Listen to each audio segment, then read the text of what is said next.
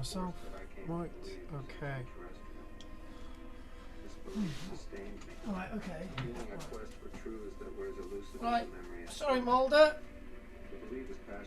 Right, okay, I need to get my backdrop sorted. Got a bit of time, so that's what I need. Oh great, oh no, no. Great, bit of time in. I need to clear some crap. I've got too much shit now.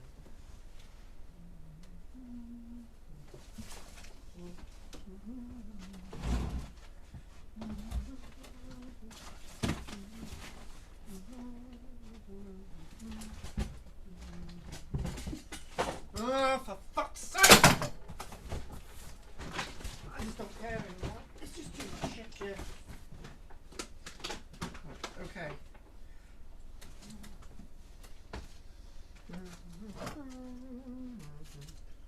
La la la la la la la la la.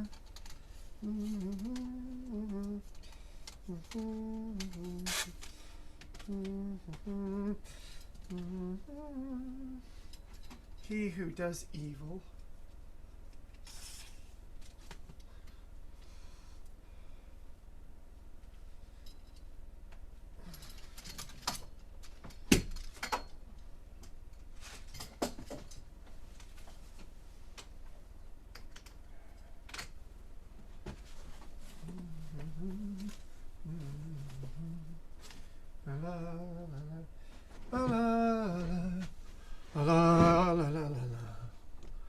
King Arthur.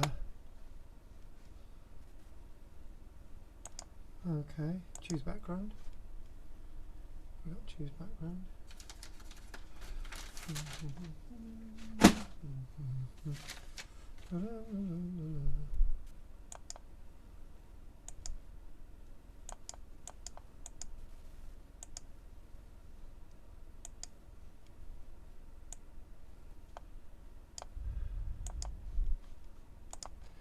Brilliant. Okay, so first the next live custom streaming service. Prepare to live custom streaming service and live custom streaming service. Okay. Alright.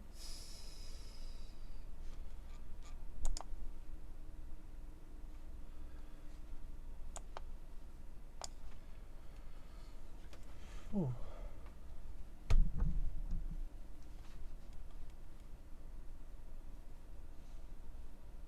Oh my god. Weird. Very strange. Very strange. Oh my god. This is very strange. Very strange. People are strange.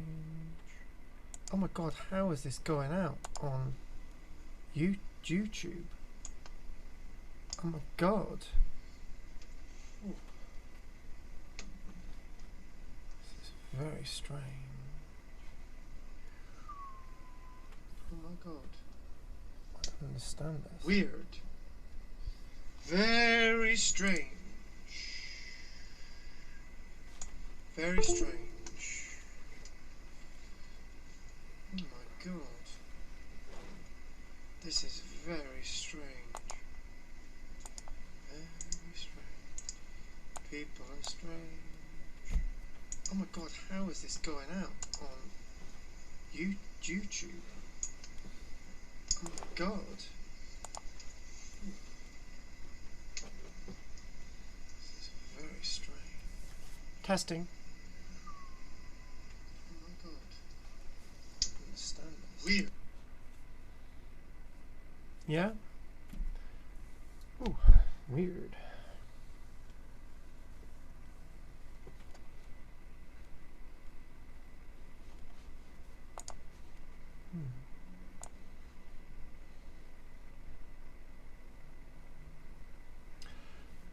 This has gone out really strange tonight. I've everything's worked fine. The live stream worked. I'm on. So whoever's watching out there, I'm just going to try and sort some things out in the background. And this is the big size me. And I'm just going to put my headphones on as well. And see what I can hear. Excellent. We've got 3 watching now. Right, welcome to where we're at. I've just got to sort some things out in the background and we will get started. I understand you're seeing a big version of me. This is going out really strange tonight.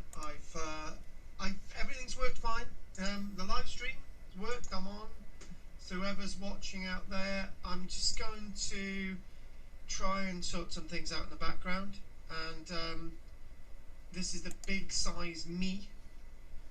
And I'm just going to put my headphones on as well. I will be back. And see what I can hear. Excellent. We've got 3 watching now. Right, welcome to where we're at. I've just got to sort some things out in the background and we will get started. I understand you're seeing a big version of me. This is going out really strange tonight. Everything's worked fine. The live stream worked. I'm on. So whoever's watching out there, I'm just going to try and sort some things out in the background. And this is the big size me. And I'm just going to put my headphones on as well. I will be back. And see what I can hear. Excellent. We've got 3 watching now. Right, welcome to where we're at. I've just got to sort some things out in the background and we will get started. I understand you're seeing a big version of me. This is going out really strange tonight. Everything's worked fine.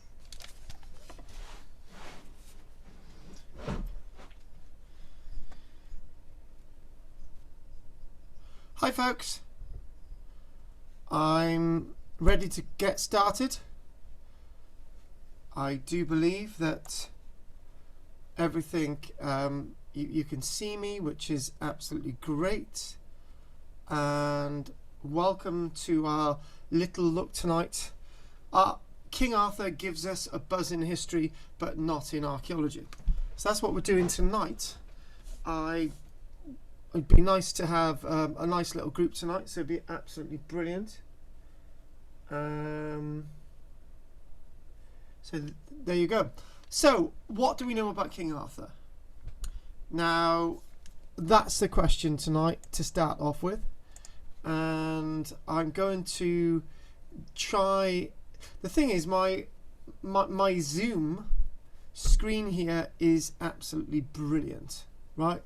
So the Zoom recording, when that goes out, will be far better than my live stream. So obviously I'm still working out these little bits of technology. I don't know why I'm so absolutely massive on the screen and why you're just getting just my face there, which I'm just can't really work out why my face is just so massive on the screen. So I don't know why that is tonight. So I'm just going to try and maybe adjust something to see why. Yeah, this would be great if I was on a massive screen. I don't know if I can adjust this. I don't think I can, but anyway, let's get going. My sound is good anyway, so excellent. Right, so concurrent viewers, connection it's saying is brilliant, and I think maybe if I go back a little bit, that'll be fab. So last week, when we were looking at King Arthur last week, one of the things that I was saying in regards to King Arthur last week was very much along the lines of, is King Arthur fact or fiction? Is King Arthur to be seen in the annals of history or archaeology? Now, I don't hope to actually answer any of those questions, but I'd like to say that I've I've got the usual books, and one of the usual books that anyone looking into King Arthur will have, which is The Holy Kingdom. And this is by Adrian Gilbert, co-author of the Orion Mystery, Alan Wilson and Baron Blackett. Now, I've got this, and in the house we've got this hardback version, and we've got 2 paperback versions as well.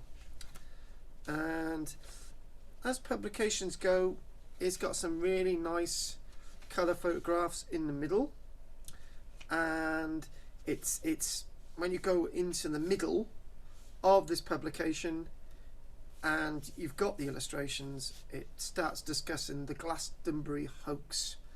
I was keen to bring my discussions with Alan and Baron, so that's Alan Wilson and Baron Blackett, back to the core issue of King Arthur and their discovery that he was not at Glastonbury, Somerset, but a site in the Midlands. Okay. One sunny day in early June, I crossed the Severn Bridge once more to meet them, and Baron explained what had led them to this conviction. Now, what I'd like to do more than anything is have a little bit more of a look at the archaeology associated with the likes of King Arthur. And I think it's the likes of publications like this that look at the history and various other bits and pieces associated with how to put this all together. Now, I think the best introduction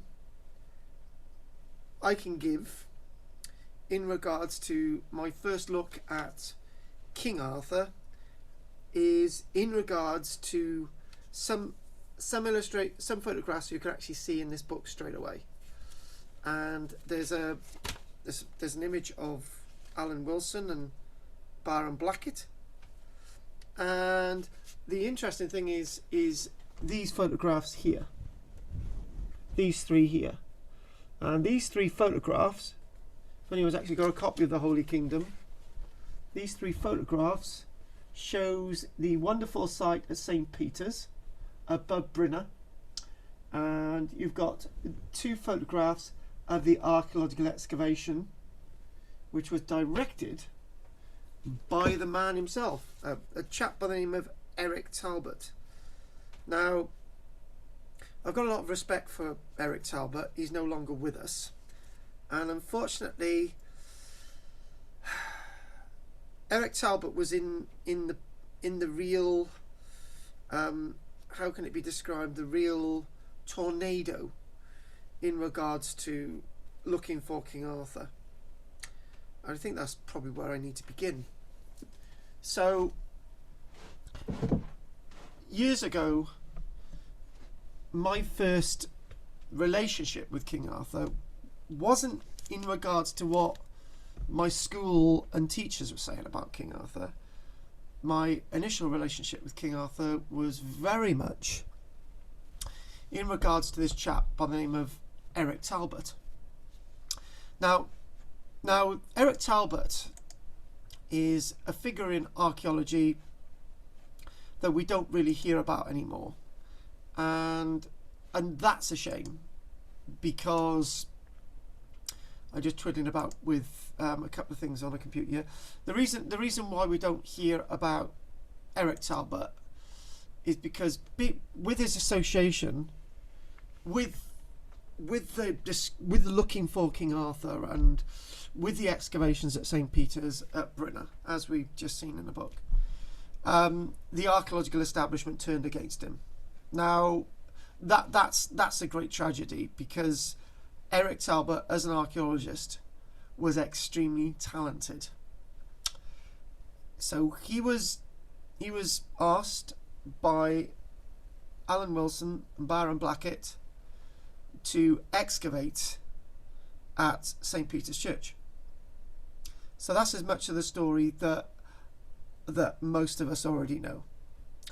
And when he was excavating at St. Peter's Church, there was lots of strange happenings going on, and the lots of strange happenings associated with St. Peter's Church at Brinner were nothing to do with the archaeology at all. So as Eric Talbot's excavating inside the church, directly inside the chancel area and elsewhere in the church, there's obviously lots of human remains being found, and there's stones with names and carvings in them and all the rest of it. And the one thing about all this is that in the backdrop of this, the electron cross was found. Now, electron is part silver and gold, so there's this sort of electron cross found.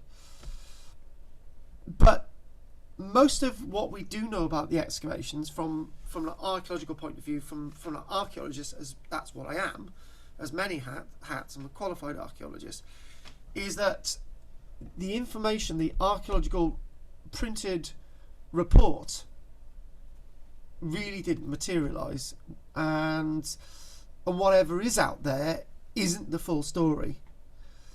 Now, Eric Talbot lost his job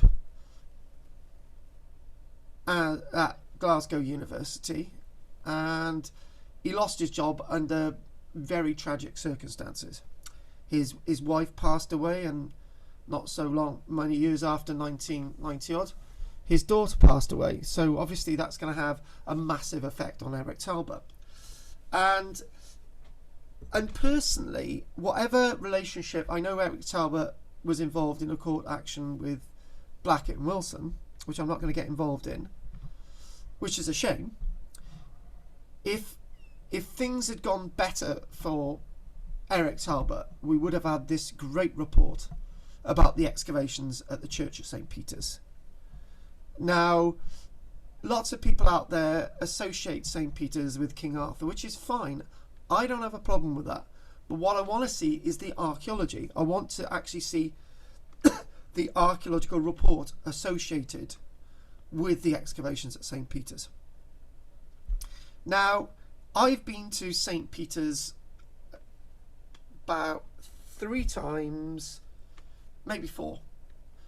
Every time I've been to St. Peter's Church at Brinner, obviously, again, we're still looking at the history archaeological thing, and this is why we're doing St. Peter's Church in Brinner. St. Peter's Church in Brinner, if anyone wants to know, if anyone knows South Wales, you've got the Vale of Glamorgan, you've got the M4 motorway, and Brinner is basically one of those really interesting villages, towns with new housing, and above there it's overlooked by some ruins, St. Peter's Church. The biggest problem with getting to St. Peter's Church are the people. Now, in the defence of Blackett and Wilson, when they bought the church at St. Peter's in the early 1980s, they put a fence around it and they put a gate around it, which was the responsible thing to do. But it's no cover-up story that one local farmer removed all that fencing and removed the gate. So whatever was going to happen with the church, which was in a precarious state anyway, even before the archaeological excavations, because archaeological excavations cause a certain amount of damage to churches, because the local farmer had a little bit of dispute with Blackett Wilson, it just basically moved the fence from around it and the gate. So that simply meant that the site is going to be damaged. So this is one thing I want to get across. So you've got the remains of a church at St. Peter's, right? Whatever link it's got to do with King Arthur and so on, but you've actually got the church. You've actually got some substantial remains of a church, and it's not being used for services and it's in a ruinous state for a good about 150 years or more, actually a little bit more than that, well over that. And so this is the thing. So whenever I've been to the church, the last time I went to the church, it was really strange because there was there were people following us. It was me and my partner, right, Michelle. So when we went to St. Peter's Church, there was actually people following us. No word of a lie, right? It's a church, for God's sake. It's a church with really strange associations and really strange connections. So we were going up to the church, and there were not only people following us, but there were people watching us. And it was really, really strange. It was one of the strangest experiences. But when you actually get to the church, when you actually find the church, and the church is really difficult to find, because it's almost as if the footpath signs have been removed and gates locked and all these other weird things, right? So it's really difficult to get St. Peter's Church. So even before you get there, you get a strange sense of weirdness. You get a strange sense of myths and legends and mists rising and all the rest of it, which actually really paints the scene for if you're really into the King Arthur thing, right? Now, when we went the last time, which was about a year and a half ago, just quite some time ago, but we've had the pandemic and all the rest of it, so I haven't been there since. So about a good year and a half ago, and when we went there, I made some films which you can actually find on my YouTube channel about King Arthur. And hang on a minute, so I'm just trying to get the camera in a bit more, right? So when I made the films, I basically said in the films that for those that don't believe in King Arthur, right, probably believe in him, and those that completely deny and sort of dismiss probably do believe in him.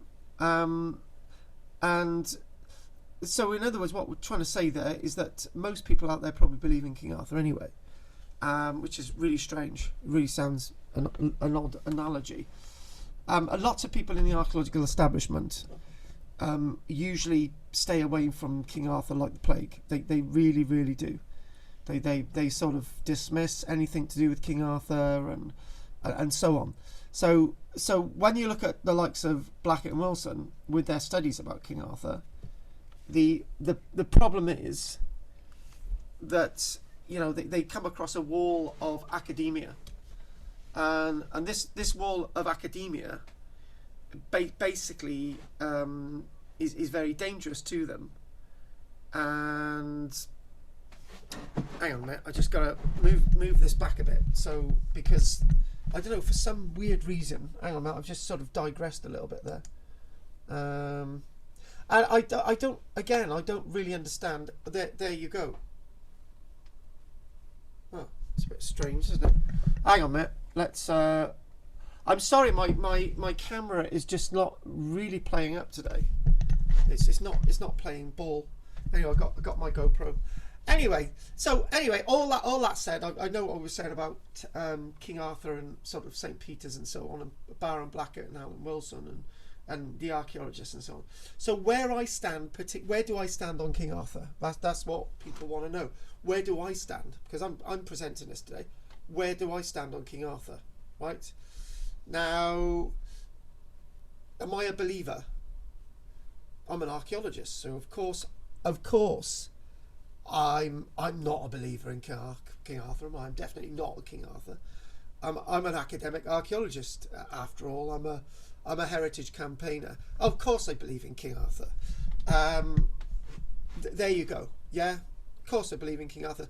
But I believe that King Arthur is more than just trying to find an individual. And by the way, we've got people writing already on here. We've got Mr. Spud. Hello, Mr. Spud. Write something on there. So, of course, I believe in King Arthur. You know, of course, I believe in the existence of this great figure. And my take on King Arthur is and hello, Lee, as well. Or Leia, you know, I can't ever say your name, right? And I'm really sorry today because I'm getting problems with the fact that you've got a massive me on there, right? You've got a massive me on there, right? So anyway, back to this King Arthur thing and what I believe about King Arthur, because what I might do is do another King Arthur next week anyway, because we're just not gonna really get through everything. Anyway, anyone actually watching out there, please like and subscribe and even join. Press the blue button below. So back to King Arthur now. I've visited Glastonbury, right? And so if you go to the likes of Black and Wilson and Adrian Gilbert and many people who actually follow the King Arthur thing, they do not categorically believe in the Glastonbury thing at all, right? So the Glastonbury thing at all with King Arthur is dismissed in their views. However, where do I come on Glastonbury in regards to King Arthur? Where do I come back? And anyone interested, the little bit of background that you can actually see, right, for anyone interested is actually Llangors Crannog, right, which is quite appropriate because Llangors Crannog is associated with the kings and queens and the princesses and the princes of the kingdom of Brycheiniog, yeah. So Glastonbury, that's the big thing, right? So from what I can see, most people, you've got the likes of Geoffrey Ash, arguing Glastonbury, it's definitely to do with King Arthur. And you've got Black and Wilson arguing that King Arthur's to do with Cymru, Wales. But I actually come down on the King Arthur's everywhere. That's where I come down on it. Yeah, I believe we've got the name Arth, which could be translated as barehead, Arthur. So the man who wears the bear's head, for example, that's one of the translations. And when I've been to places, I've been to Tintagel, I've been to Cornwall a few times now. I've been to Glastonbury more than once, put it that way. And I've been to the likes of Cadbury Castle. I've been, if you want to do all the King Arthur stuff locally in South Cymru, South Wales, let's look at the sites I've been to that have got associations with King Arthur. Right, let's chuck them in. Merthyr Mawr, Ogmore Castle. I've been to the wonderful site. Thanks, Chris, for putting a comment on there. We'll come back to that in a minute, Chris. I've been to the wonderful site of Caerleon, which has got a massive association with... Thank you for that, Monica. Yeah. Chris, Monica, Leah, Outstella Spud, and whoever else is out there. Yeah, it does look really weird tonight in my live stream, doesn't it? I can't explain why that is. But unfortunately, you're going to have to go with my word. What I'm, you're going to have to listen to my chatter today, actually, more than the images. So I apologise. But the thing is, lots of other people do live streams. I teach. I completely digress now. Right. I teach on Zoom up to 10 times a week, right? And I just go into Zoom, right?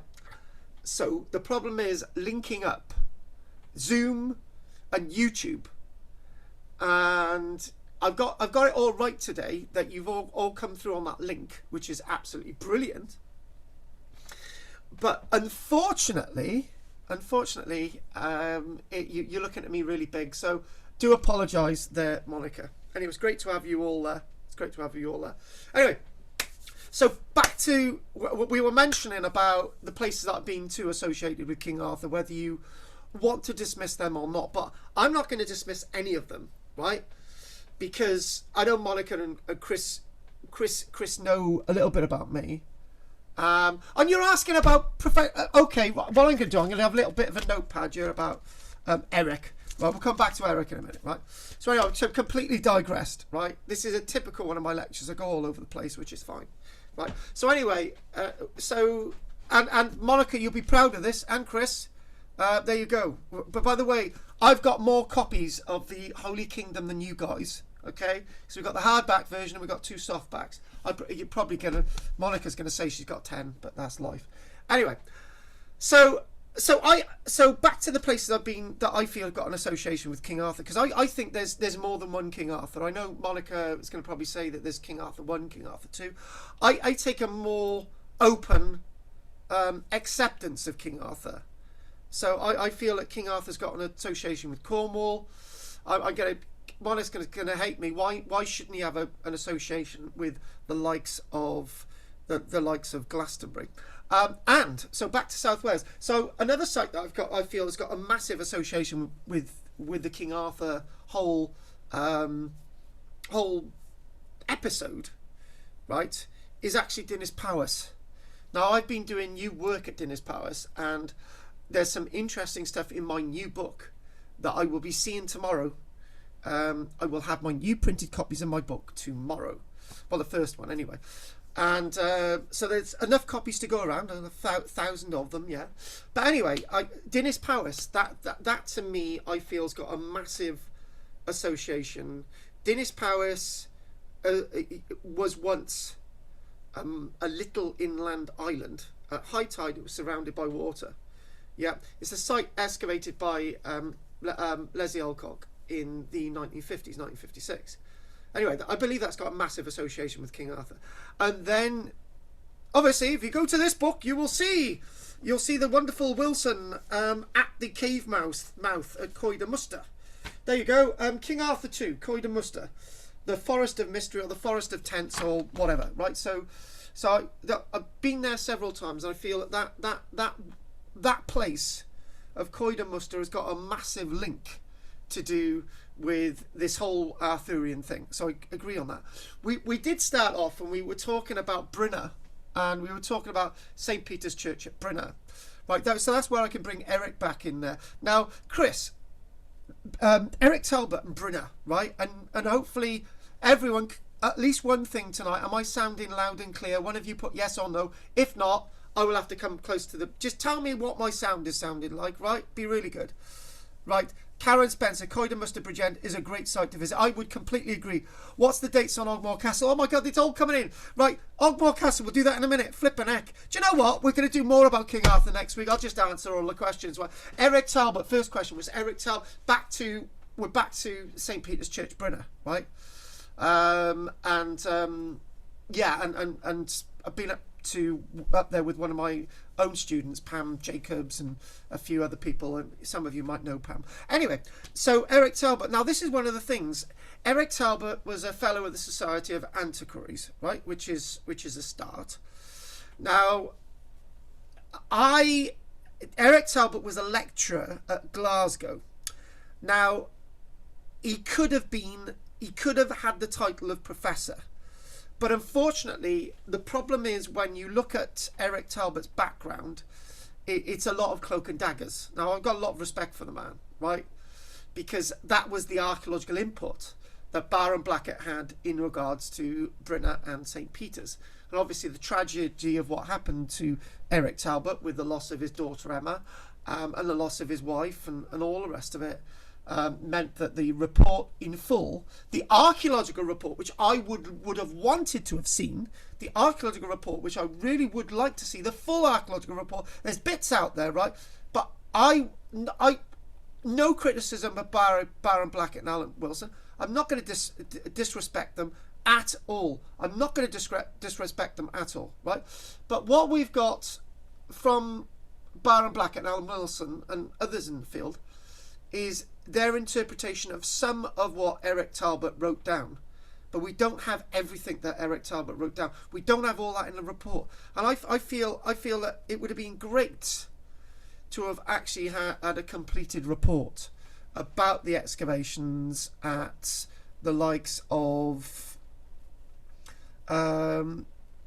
you know, the you know, the massive report in regards to. I've just actually noticed something in this book.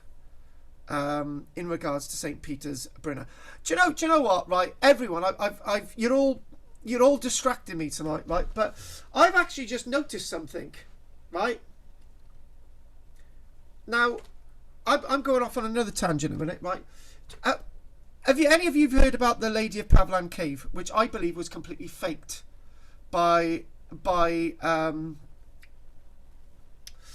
very eminent Oxford don in 1822, 1823, right? Reverend Buckland. I believe that Pavlan Cave was a complete fake, right? And guess what I found? Now, whenever I look at illustrations, in regard to Pavlan Cave, that image is always used. That one there, right? That one there is always used in regards to Pavlan Cave, right? But that is completely wrong in describing Pavlan Cave. But this is in the book, The Holy Kingdom by Adrian Gilbert. That is more, that could be said to be more associated with maybe a representation of a burial associated with Coed and Muster. Obviously, that's completely in the wrong clothes for anyone associated with the Lady of Pavlan Cave. So that's a no. And the clothes are wrong in association with King Arthur. But that's interesting. I've just spotted that. Wow. Anyway, so academia. I think somebody was asking about academia and so on in regards to the likes of King Arthur.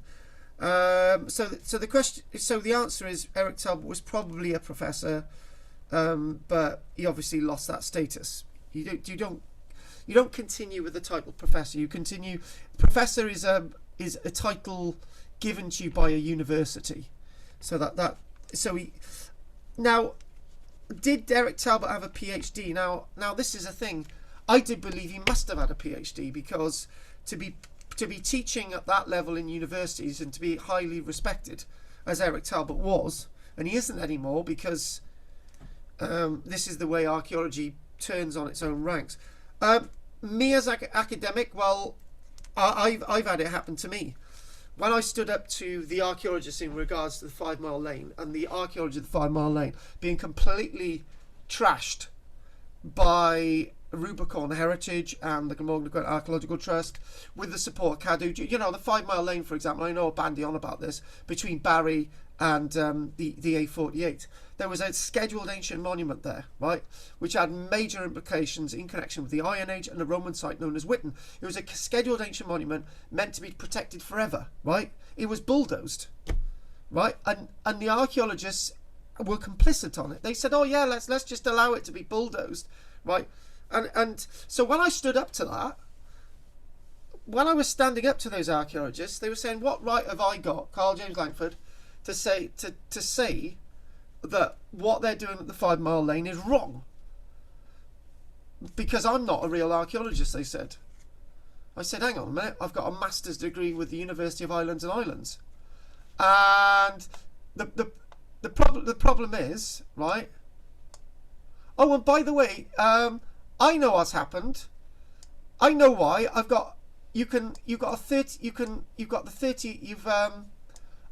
know what's happened to my screen. Right.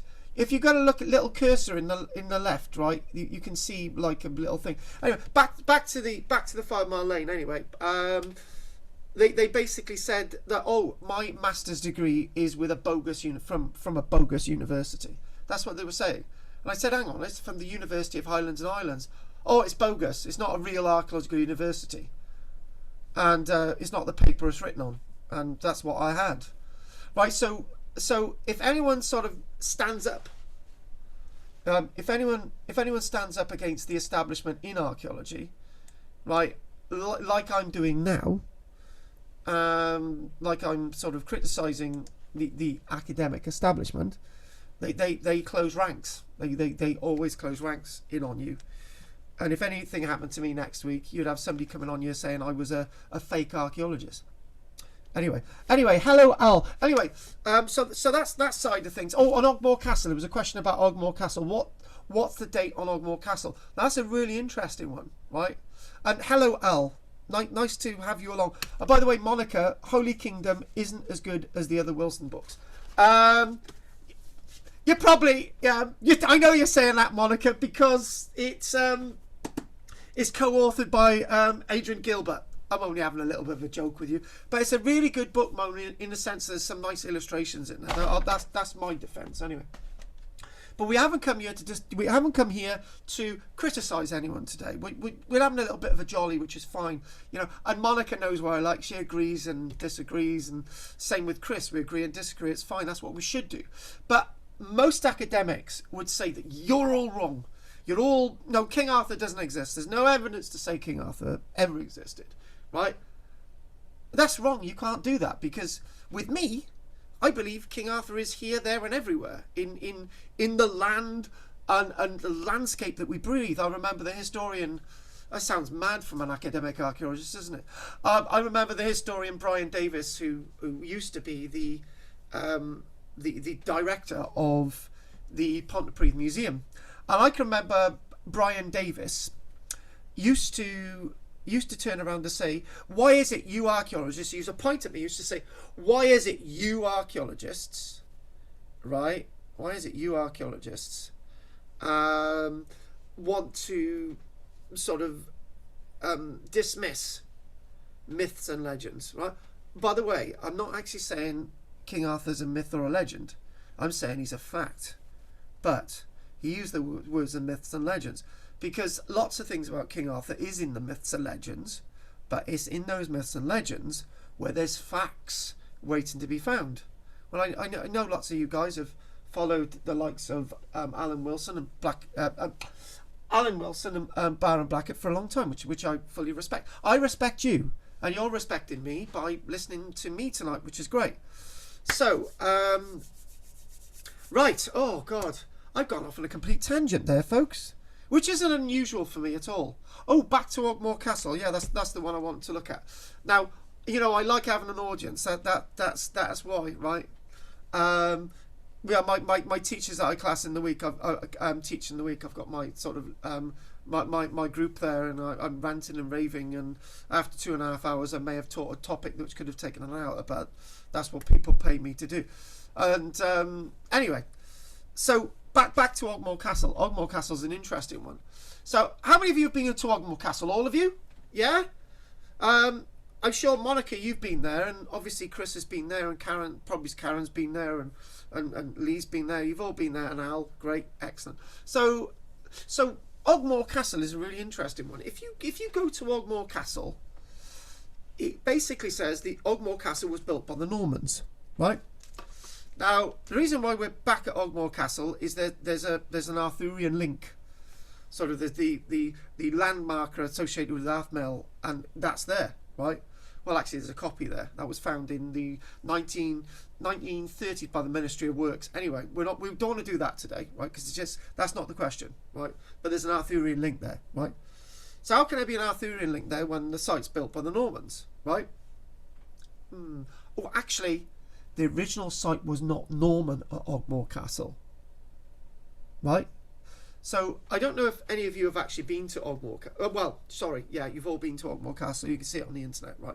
But the one thing that I will say about Ogmore Castle is that if you look in the little footnotes from the original Ministry of Works books, it says the Norman Castle was established on an earlier site. Now, who was before the Normans? Now, don't shout out the Romans. No, we're not doing that one, right? Basically, it was the local native lords of the area. The local native lords of the area were originally at Ogmore Castle, right? And the one strangest thing with Ogmore Castle is when you actually go to Ogmore Castle, right? What you do see is that it's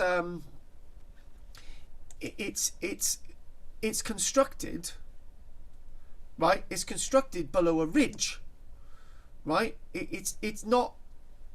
To be honest with you, Ogmore Castle is not the best fortified location in the world, right? It's certainly not the best fortified situation in the world. It's below a ridge, right? So people can see into the castle, right? But it's alongside a river, right?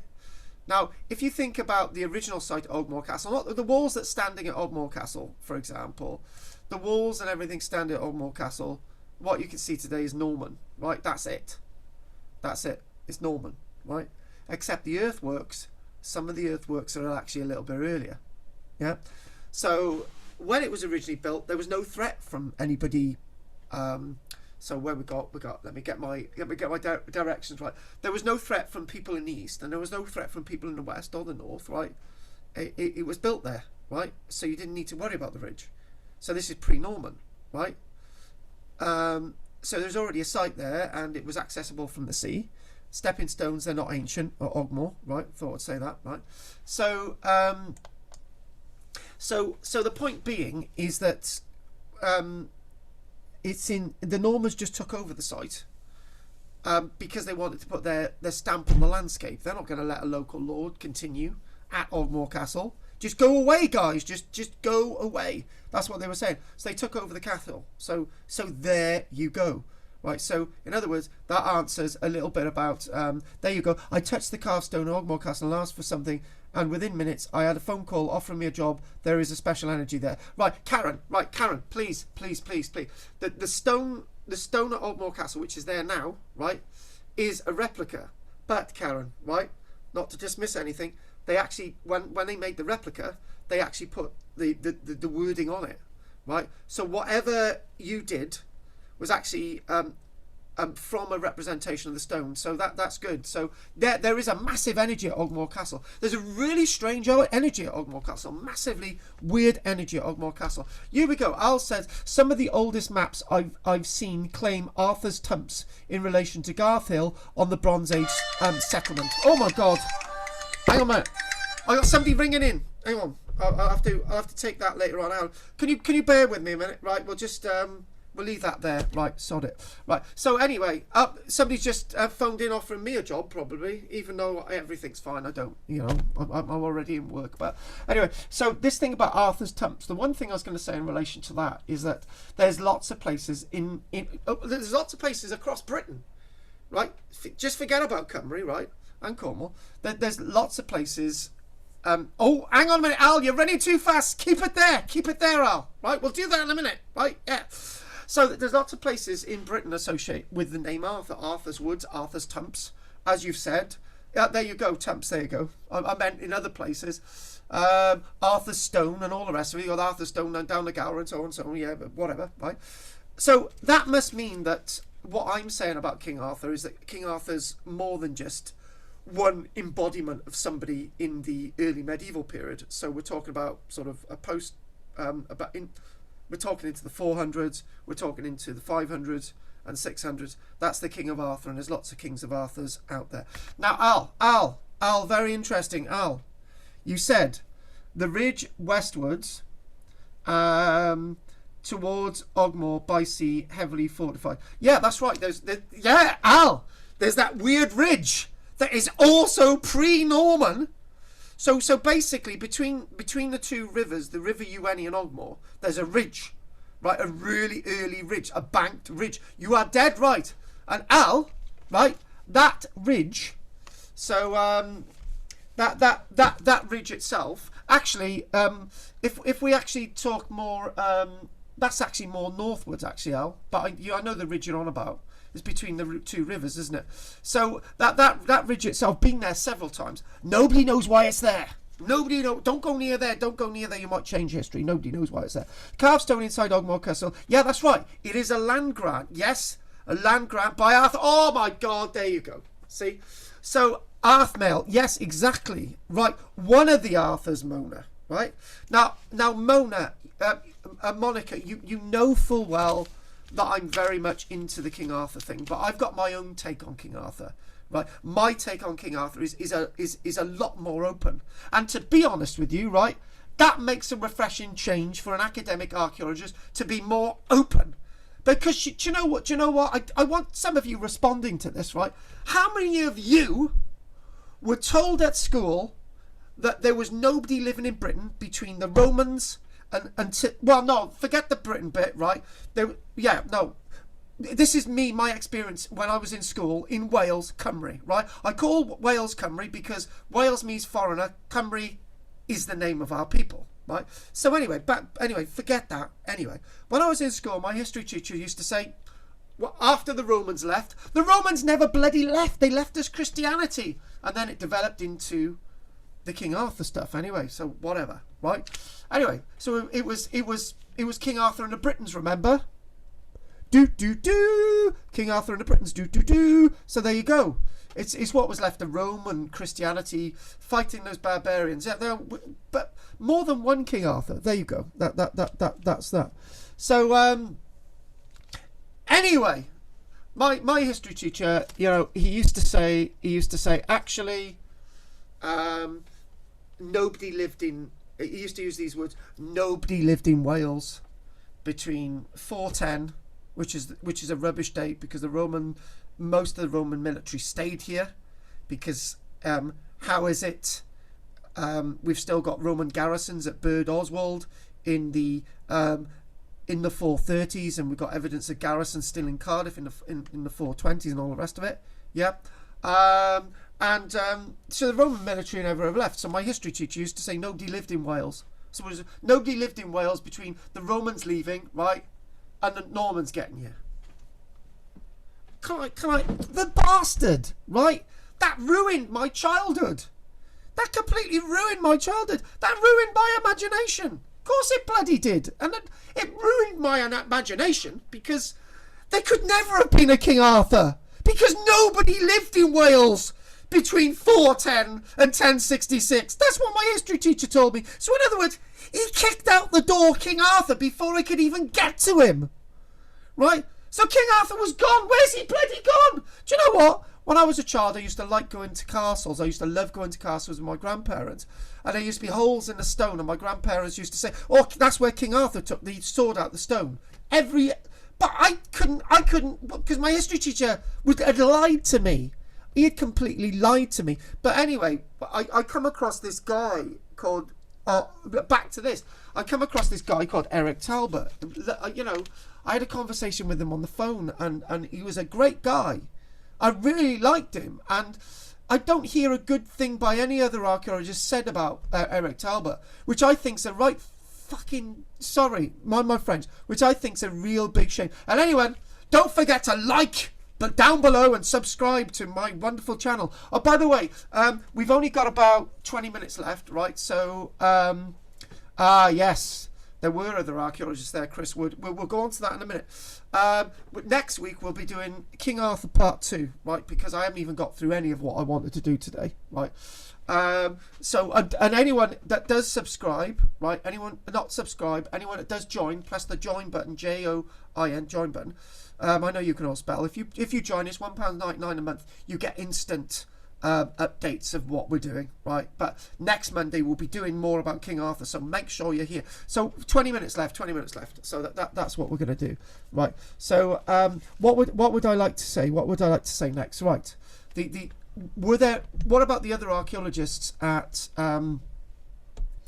What about the other archaeologists at the site of St. Peters, Brynner?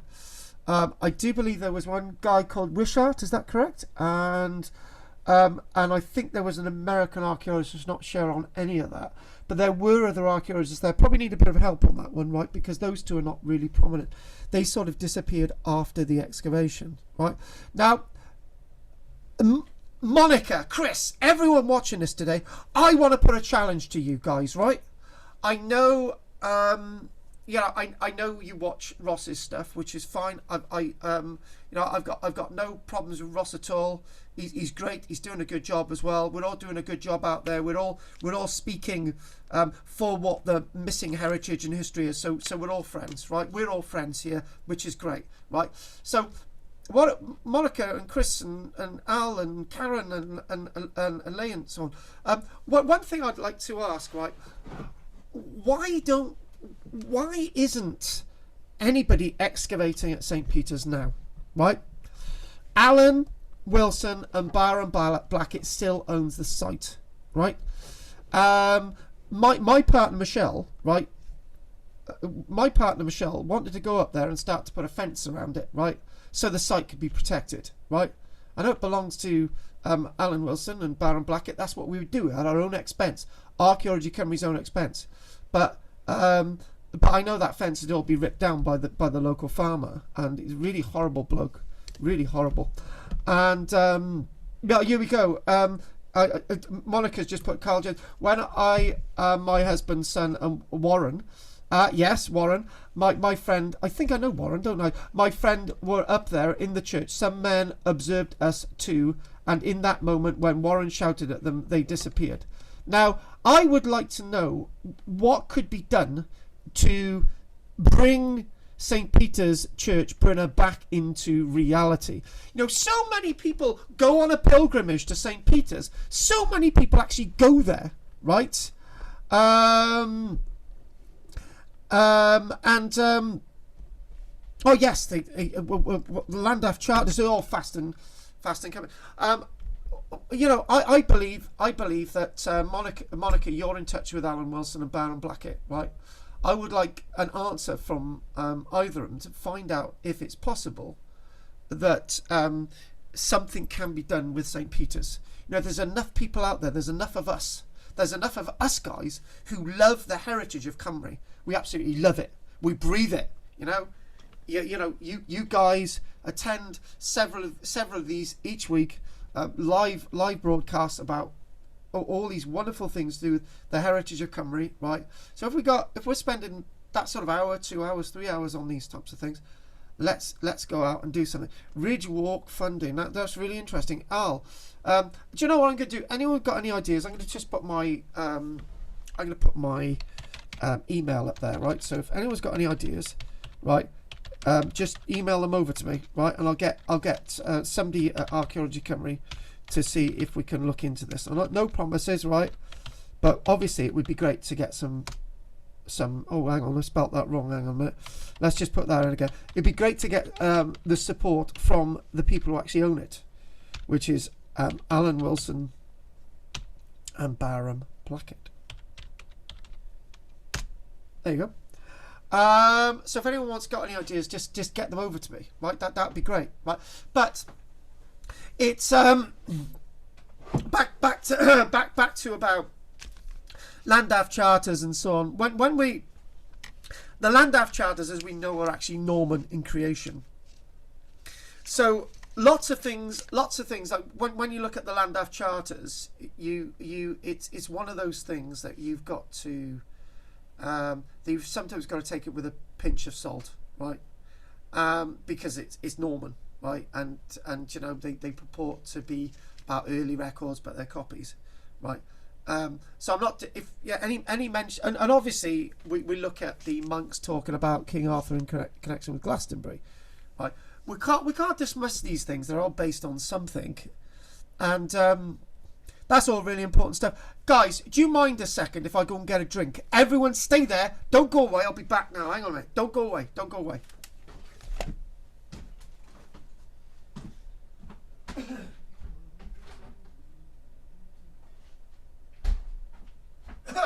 There's nothing wrong with a little bit of Tropicana to zap your taste buds. So there I am. I'm back again. So good. So I'm just going to take a little bit of a drink, folks, and I'm going to slip this away.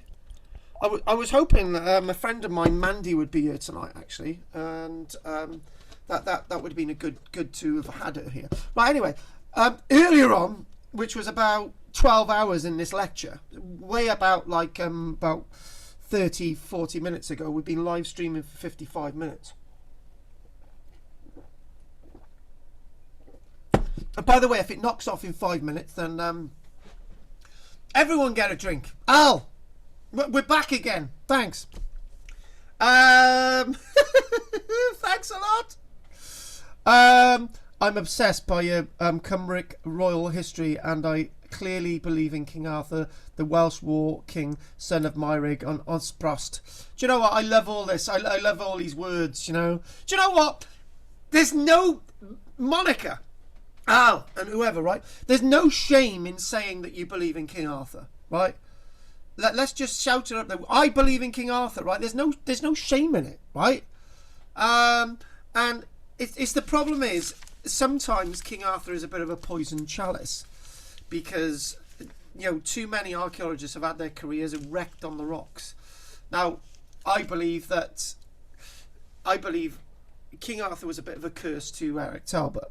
I in many ways, I wish Eric Talbot hadn't have worked at St. Peter's Church. It would have been great if it was somebody else, because Eric Talbot was just getting over the death of his wife, and not long after that, his wonderful daughter Emma died. I remember speaking to Emma on the phone. I think she was about 21 or 22. I remember she looked after her dad, and she was a very loving daughter. And I think Eric had a son as well. I think he moved to Portsmouth or Southampton or something. Anyway, we've gone off on a complete tangent then. What I wanted to say earlier on was that I was describing the different places that got an association with King Arthur, and I mentioned I was last thing I realised, mentioned Ogmore, and we mentioned Merthyr Mawr, and we mentioned Caerleon as well, because that is a massive shame, folks. That is an absolute massive shame. Completely agree that people zapped in the King Arthur to make money in Glastonbury. I don't deny that, but I believe the Isle of Avalon is definitely a strong link with that whole early medieval stuff, that sort of late Roman stuff. It's all linked in. Monica, it's all linked in. Let's not dismiss it. It's all linked in. It's all in the sort of churn. King Arthur is not just the domain of one area. He can't be, because King Arthur is this great warrior king over Britain, so he was everywhere, right? Or there were different King Arthurs. This is what I'm thinking. There was different people who called him King Arthur because there's a popular name, like Boudicca, and the Boudicca revolt 61 AD was a popular name, so there you go. It's like everyone calling themselves King George after King George, you know what I mean? So anyway, but back to sorry to go off topic. Oh my God, we're never gonna get this done today, but I don't care. This is one of those conversations. Why not? Do you know what I'm gonna do is write down. I want to talk about Colchester, right? I've got to talk about Colchester. No, Monica, I am doing it. Right, Karen, sorry to go off topic, but what are your thoughts on Barham and Allen's theory about the archaeology of Tún Iglog and Ynys y Bull? Tún Iglog and Ynys y Bull. Now, the mounds and associations with these landscapes. Now, actually, I'm going to take us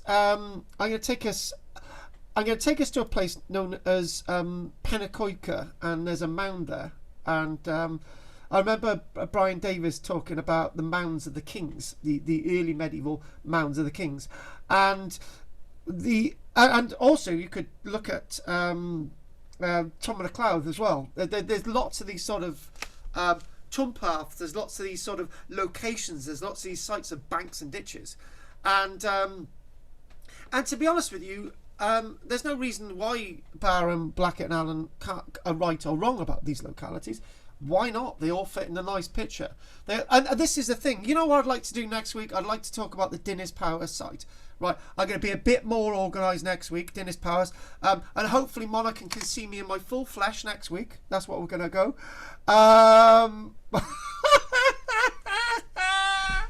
No, Monica, it's because I changed the setting. That's what it was.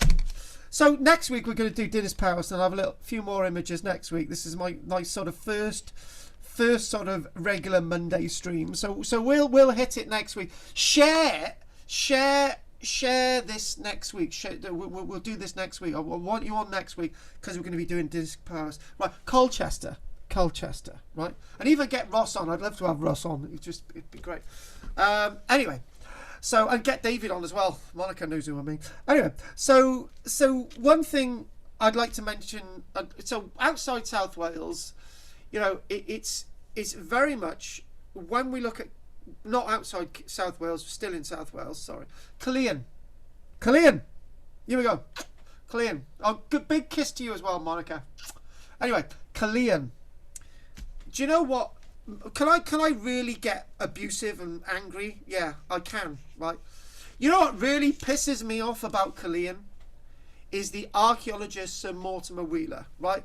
I love Sir Mortimer Wheeler. Right. I love what he did to archaeology. He made archaeology popular. Right.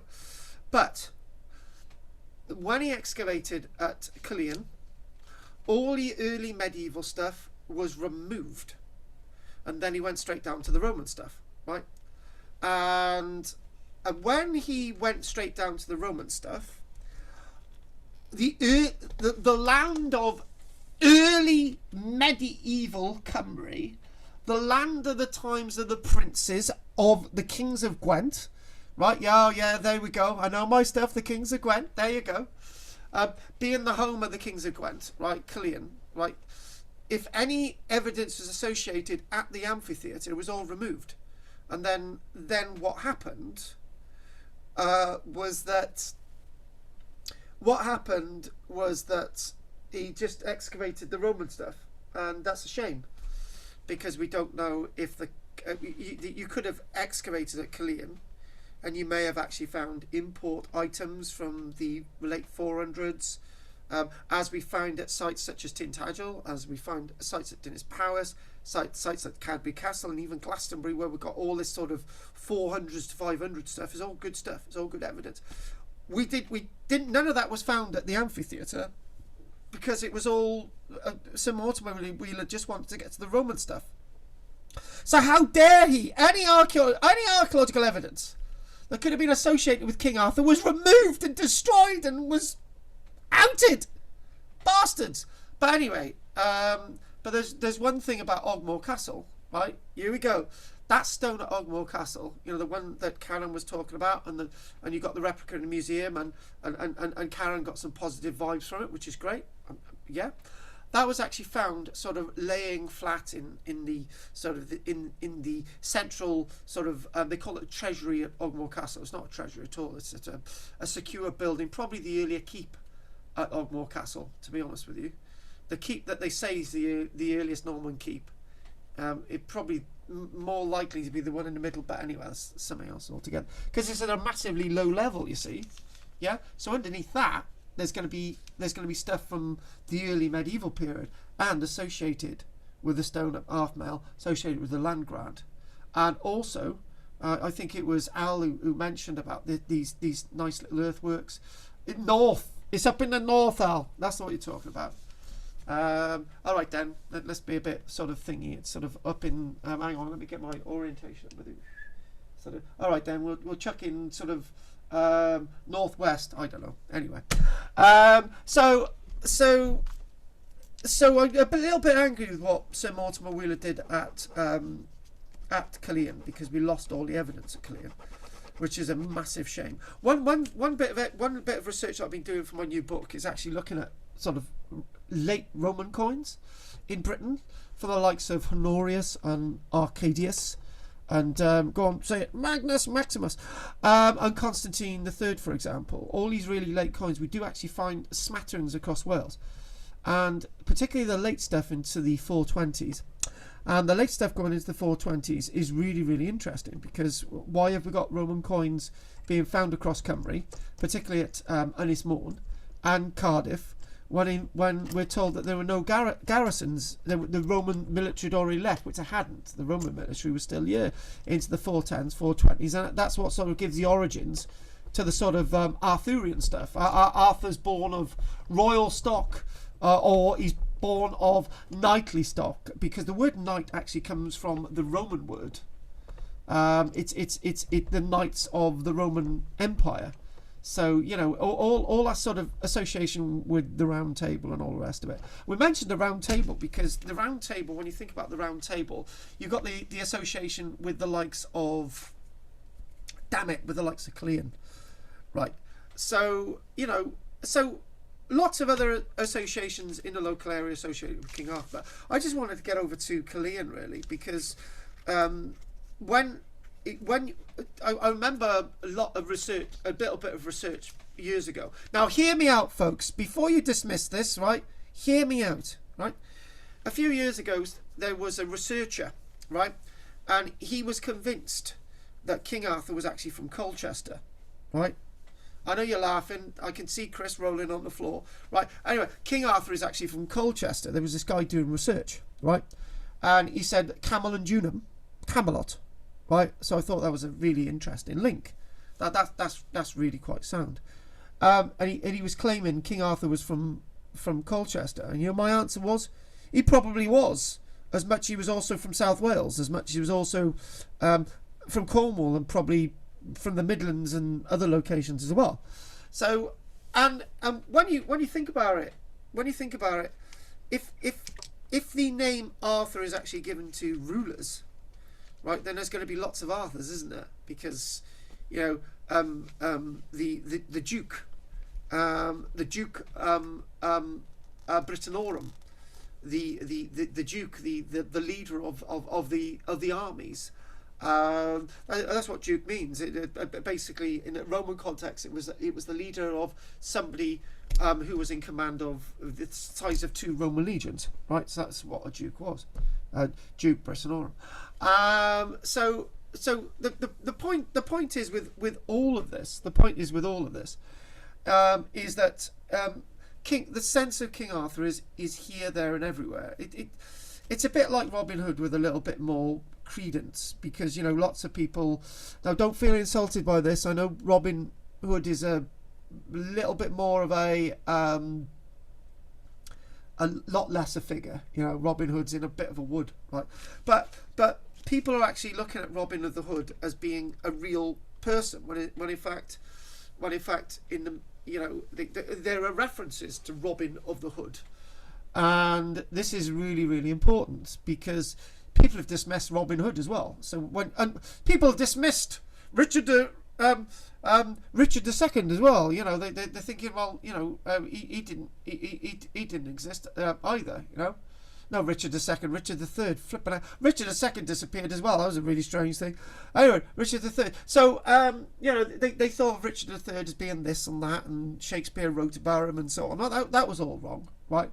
So what we're going to do, we're going to spend about 4 minutes now, just 4 minutes. Al, there you go. We've got to mention Al, because I don't know who Al is, but Al, if you're... Al, are you that guy from the United States? If so, it's good to have you on at last. You know, I hope the music's going well. You're probably somebody completely different, right? So yes, Monica, you can see me next week, combing my hair and looking absolutely wonderful, right? You know, sort of. I know I love myself. It can't be bad, right? Academia.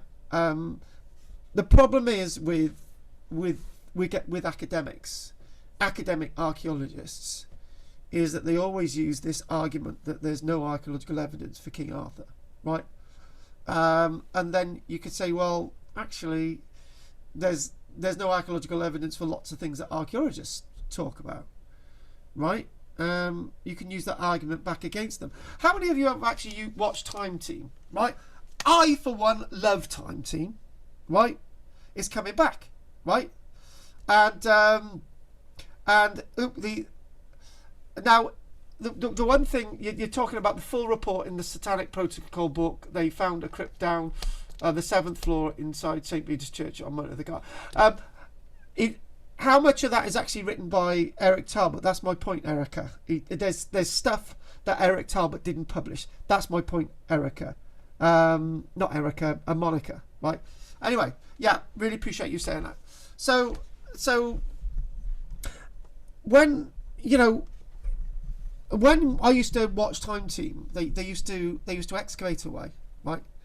And don't forget, people, to like and subscribe as well, because I've only got 3 likes today.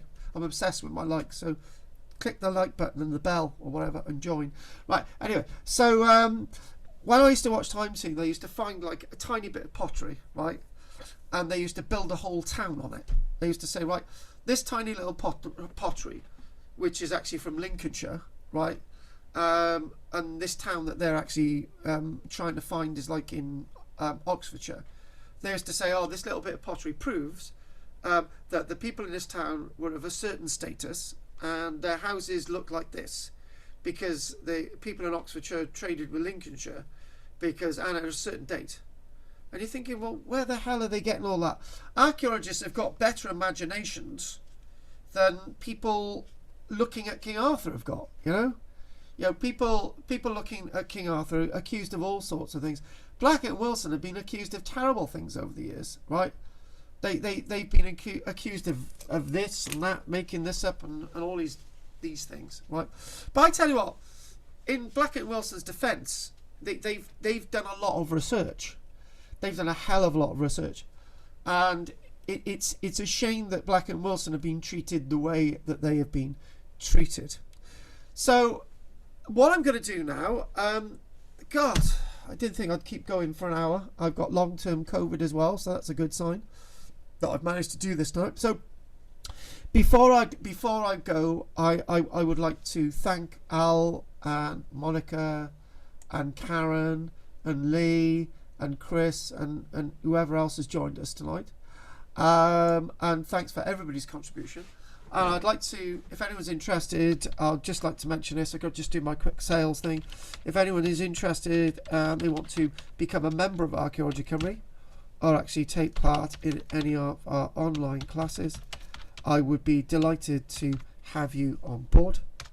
And if anyone's got any questions they'd like to ask, but I would like to say that next Monday, so you go next Monday, next Monday, we will be at, that's going to be 8 p.m. and we'll be looking at King Arthur. And what's the subject we decided we're going to do? King Arthur and Dinas Powys Castle. There you go. Dinas Powys, you can either spell it with a Y or an I. I'm just going to spell it with a Y. Dinas Powys. Not Dinas Powys Castle, I've got that wrong.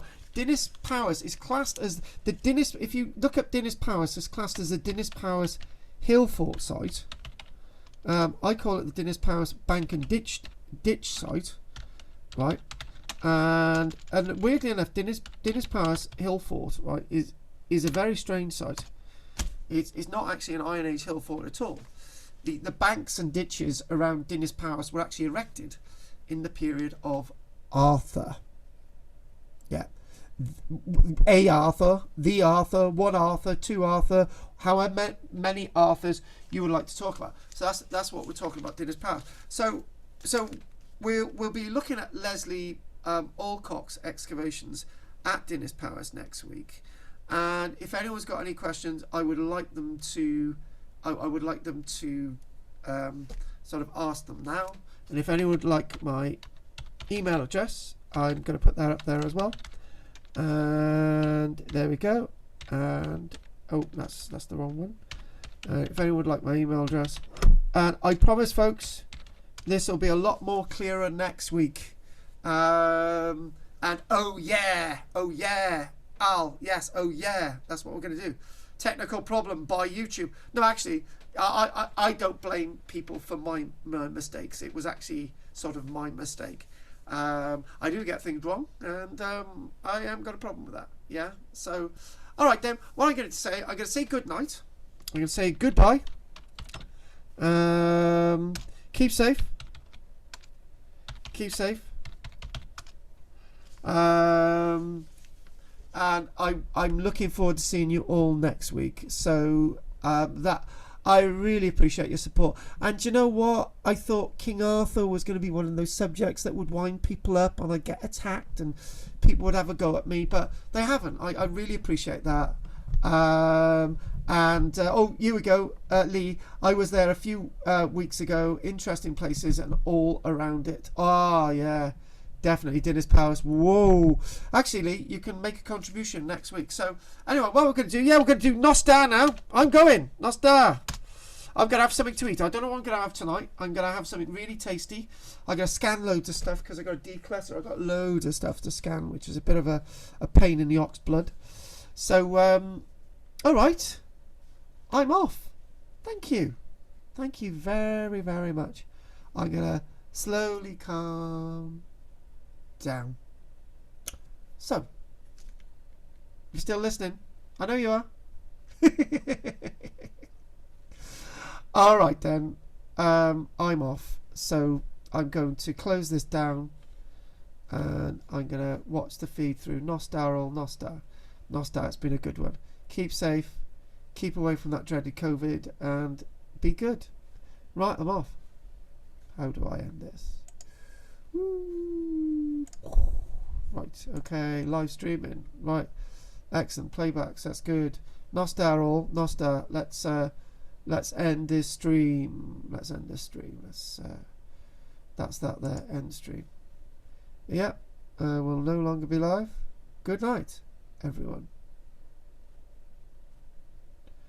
What I might do is not yet. I'm gonna turn that off. I'm gonna stop that. Hang on a minute. If I stop that there, so if we stop the live stream. Nostar.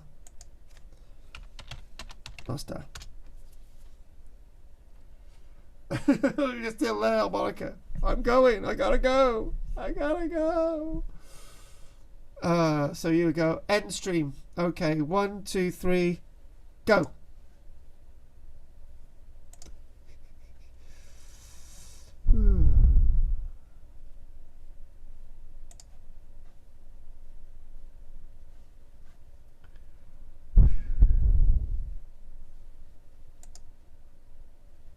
Whoa.